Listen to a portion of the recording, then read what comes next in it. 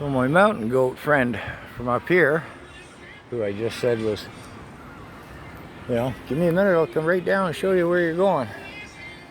Well, that's where I'm going, over across there. I don't know if you can see the tarps under that railing over there. Oh, here he is. Where you want to go is right there. I see it now, under the railings. And how many people you figure is over there? Usually there's like, I don't know, 5 to 10. 5 or 10. Yeah, I get you. Yeah, I was just over there, but I went the wrong way.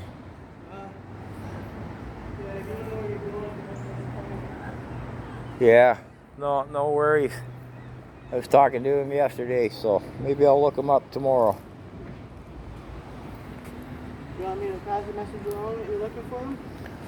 Well, you can tell them, Scott. They know who I am. I'm doing, I got a YouTube channel. Yeah. And I'm trying to bring to light the homeless problem. Ain't nobody paying no fucking mind to it, right? That's awesome. So. It's actually really awesome. Yeah, well, I asked them to spread the word. If you ever need anybody to speak on the subject, I've been advocating for the homeless since I was probably about 14. I've been homeless for 10 years. Well, I'm recording you right now. I already know that. Well, no, I'm glad you're cool with that. So you've been homeless 10 years. Yeah.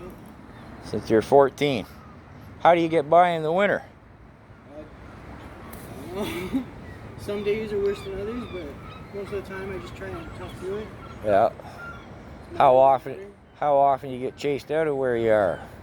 All the time. All the time. They never have anywhere for us to go. Yeah, I know. They say the river, we go along the riverbank. But now the only way you can do that is if you're native. Right. Because 10 miles each side of the river is your land. But for anybody that's not native or not status, yeah, they don't have that luxury. Right. They have to get out like the rest of the people who get told to leave. So how often a year do you get displaced? A year? It's hard to keep count. Yeah. But per month, probably about like 30 to 40 times. A month? Yeah. No. We only get the opportunity to stay in a spot for maybe like a week. Yeah. If we're lucky. But near the end of the winter time, or during the winter, is when we're more likely to be left alone. Well, you're more likely to be what in the winter? Left alone. Left alone. Because all the motorcycle cops, what we call the river rats, yeah, they all just come around in the summer. They're not around in the winter. So the winter time, we take opportunities to kind of like camouflage ourselves in. Yeah. And if we're lucky, the summertime will keep us camouflaged and make it better. Right. Most times we don't make it as camouflaged as we need to fast enough. Right. So they come in and say, what, you got 10 minutes to get out? Oh no, they usually give us like a couple days depending on how much stuff we have. Oh yeah? So like, I was down here for probably about 3 months. Yeah. And on the 3rd month, they told me I had to leave. And I had 3 tents, only 2 of them set up. I had a gazebo, just the framing, and like maybe 15 backpacks. Yeah. And all my blankets and pillows and stuff. Yeah. And they told me I had the weekend to move it. I kept trying to get people to come down and help me and try and like even offered to pay them. And most of them would just come sit down for a minute or come sit down for like an hour or 2. And then when it's finally time to start packing my stuff or start getting ready to move, they're gone, nowhere to be found. Yeah. So I just kind of gave up on that. I moved it all myself with the shopping cart. Right. It wasn't easy, but got the job done. So what do you... got my tent burnt down. Yeah, I keep hearing that story. Usually it's people that have homes that are doing it. Yeah. It's either groups of teenagers that are just against homelessness, or it's other homeless people that live in the shelters. Oh yeah? That's the person that tried to burn me up. He was in one of the shelters. Or lived in one of the shelters. And got kicked out because he was a little irresponsible about it. Right. You got a certain time you gotta be back in, a certain time you gotta be back in. He kept missing curfews. So what do you got, 3 or 4 different hidey holes you kind of bounce through, or what?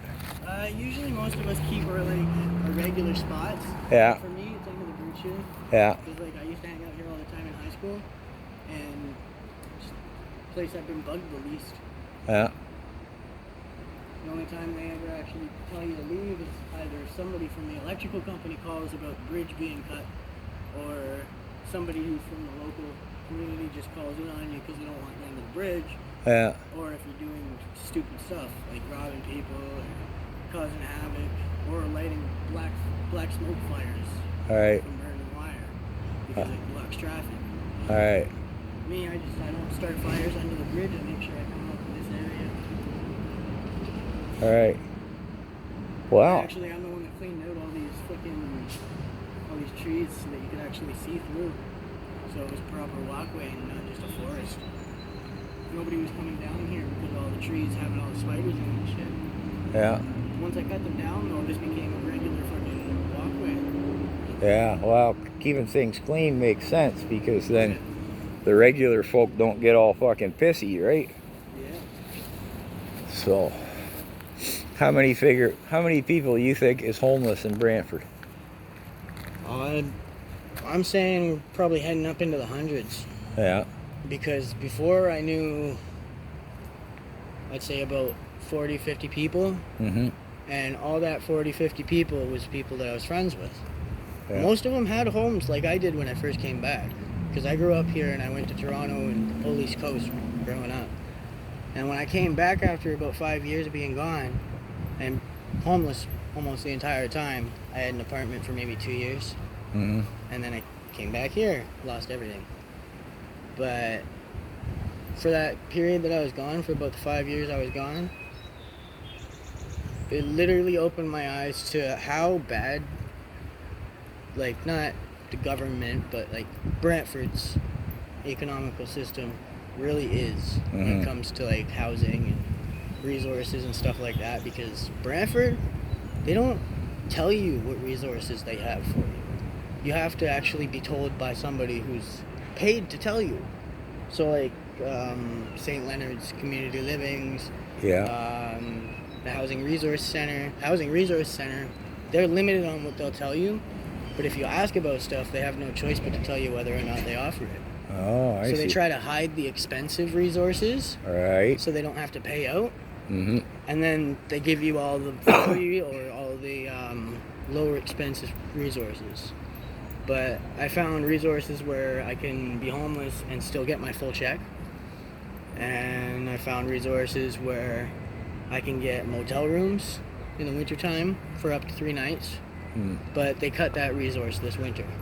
Right. Because so many people were using it to their advantage. They were calling in with fake names to the point where they had to go in person or you couldn't get a room. Yeah. And then so many people were sending other people and then getting the room. Yeah. And then those other people weren't staying in it because they already had a home.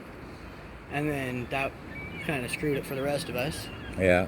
Because us legitimate people using the system the way we're supposed to, where one of us would go in, get a room, and then like 4 of us would share that room, and then we'd cycle out our room.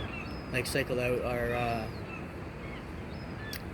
your 3 days or whatever. yeah, cycle out our 3 days, so we'd all share the same 3 days. Right. And then like instead of 3 days, we'd get 3, 6, 9, 12. Yeah. Just make sure that all the people go to the same room on those days. It was a lot easier that way.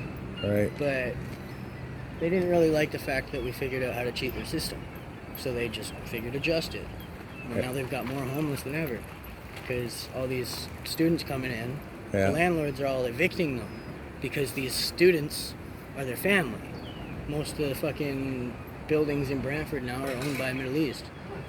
And it may sound like a racist comment, but if you look at the paperwork, it's true. Mm-hmm. And they're pretty much just trying to run the whole town. Yeah, They're no, taking it over. Yeah, I'm just getting an overview on the whole thing. Like, I'm not from here. I'm staying at my sister's just until the 9th, right? And this kind of boots on the ground stuff's new to me. Usually I work on the computer, do political commentary stuff, right? Oh, okay, yeah. But so you're new to the whole field this field worker boots on the ground, I call it's totally new to me, right? I find most people, you're willing to go on the camera, like when I met Don and Mercedes, they weren't. Well, then we sat and chatted for an hour. And at the end, we all said, well, yeah, we should have been recording that.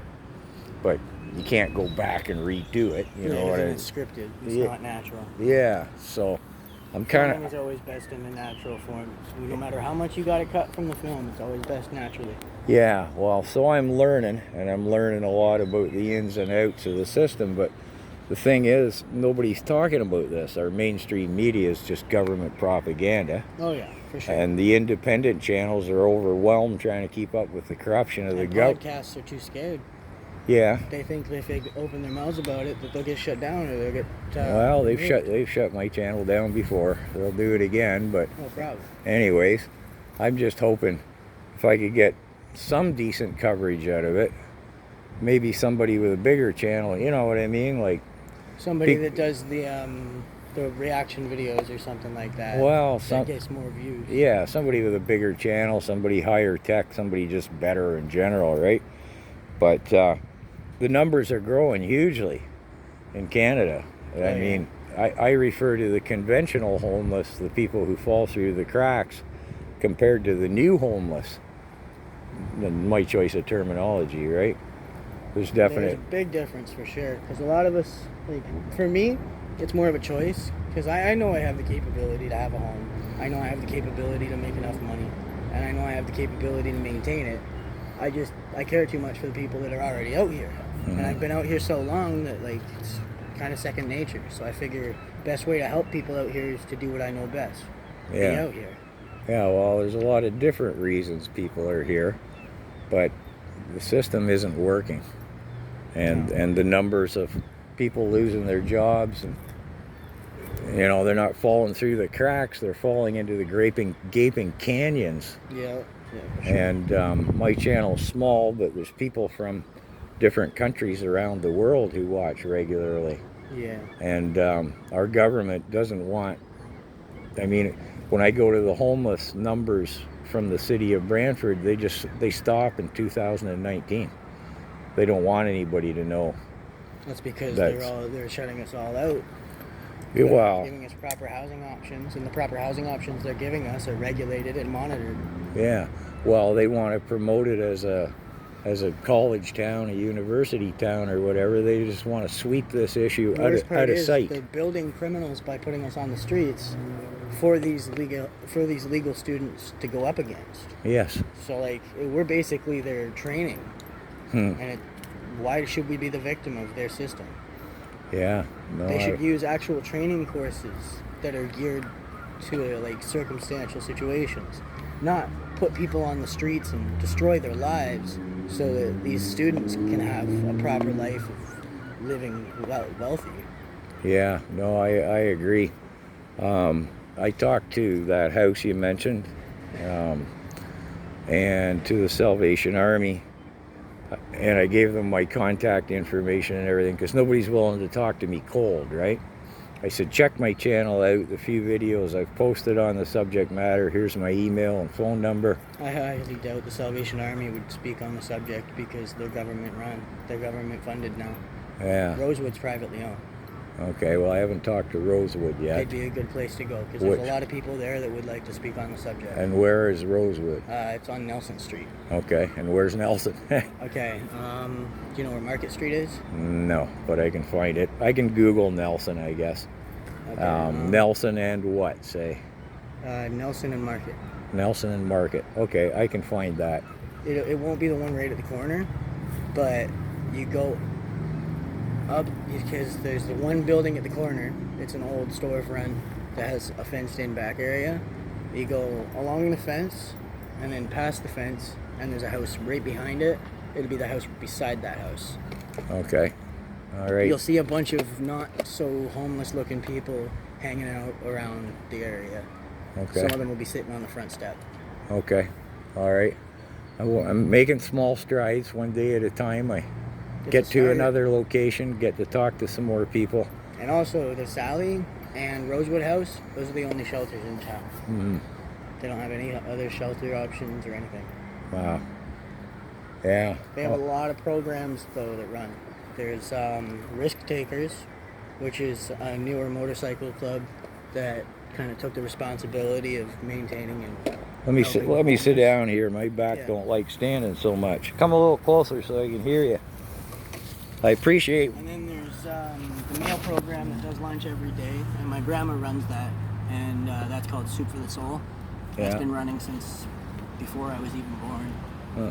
And my grandma's kept it running for, I'd say, about the last 20 years. Mm-hmm. And they wanted to shut it down for COVID, but my grandma said no. She insisted that she would even go out of her way to supply food and funds, so that way they would be able to run through the whole COVID.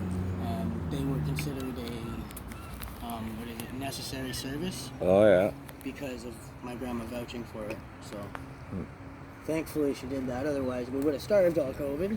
Yeah. And then there was a lot of like community outreach where members of the community, some of them friends with my family, some of them not, but all went kind of out of their way and made sandwiches, soups, put together care packages, gave out tents, blankets, you name it. Whatever they thought we would need, Yeah. they were handing it out, pulling over the side of the road wherever they saw a group of homeless people. Yeah. And we made it very known that we were homeless at the time. So nowadays we kind of like dress up a bit so we blend in, but a lot of us can't really upkeep that kind of outlook. Yeah, well, it would seem smart to me to kind of try to stay under the radar as much as you can. Oh yeah, I don't like it seems like Brantford system is kind of trying to push us out into the open too, because Ontario Works supplies phones for free with, I think, a year plan Oh yeah? already paid for. But all of us are homeless, so we're all stealing each other's phones, and the ones that aren't stealing each other's phones have a hard time holding on to a phone because everybody steals their phone. Right. I'm one of the people that gets my phone stolen all the time. My ZTE, the one that they gave me, it's already been stolen, and I just got it last month. Right. So, what do they give you, a limited amount of data time on the phones? Or? No, they just do a 1-year texting and calling plan Oh yeah. nationwide, but you can't do long distance. So anything outside of Ontario, I think, Yeah. and anything outside of Canada, obviously. You also can't use the internet, and you can't call 1-800 numbers. Can't call 1-800 numbers, so that Yeah. seems So kind of toll-free is out of the question. But the 1-866, You- 165s, or 1-865s, the ones that are all for like the gift cards and stuff, Yeah. you can call some of those, and you can call your bank service, but say like Kids Help Phone, Mm-hmm. you can't call them. What else? You can't call the non-emergency police line, so the 411, you can't call them. You can't call 211. Yeah. Obviously you can call 911, Yeah. but not a lot of people really do that anyways around here. Yeah, yeah. The ones that do, they don't really associate with the people out here. Yeah, I get you. They're always calling them on us for no reason, just Yeah. because we're there, just because we're alive. Yeah, I don't understand. They figure they boot you out. What, you're gonna decide to stop being homeless? You're And home. the security around here, a lot of people don't realize, but they're a big part of the problem. Because when you look at the security company's like credibility, Mm-hmm. their website doesn't date back far enough to be a credible company. It's only like 3 years old. Yeah, I keep And hearing. they only have 2 years experience, including their 1-year training. But Yeah. they say on the website they have top-of-the-line credential for their employees. I Okay. say top-of-the-line credential for security, especially working public security in public places. You gotta have at least tenure. Without tenure, you don't got enough experience to know how to do your job right. Well, I keep hearing that their bullying tactics are Mm-hmm. counterproductive to just about everything. I've been one of the only ones to put my foot down to them, because everybody sees them as equal authority to the police. I keep telling everybody, they're not cops. They are nothing. Mhm. All they are is an illegally run, illegally funded organization of criminals wearing a uniform. Who's paying them? The human traffickers. Yeah. Mm-hmm. They're working for the human traffickers, and I know the traffickers' vehicles and the markings, and the traffickers work security for that company. Ooh. Yeah. But people Okay. don't want to accept it. They don't Well, want to look into it because they know if they look into it, then the traffickers will act. Yeah, I was just gonna say maybe we don't want to go They too. retaliate. We don't it's want to go something too you far gotta do down under that. the radar, but for them, their radar is not as easy of a radar to keep off of as the cops because they're keeping off the cops' radar. Yeah. So just imagine how dangerous it is to be on theirs. Yeah. Because they could just take you out and nobody will know you're gone. Yeah. Nobody's gonna miss you. You're not even a number, really. Especially if you're homeless. Well, that's what I mean. That's why the security targets the homeless. All They've right. been abducting homeless women, even homeless men. A lot of homeless have gone missing. And I know every single one that's gone missing. And I worry deeply for them, but they can only do so much, right? Well, that's opening a can of worms I had not envisioned getting into. Well, hey, let's say we wrap this up for now. I appreciate it. If you want to check out my channel, feel free.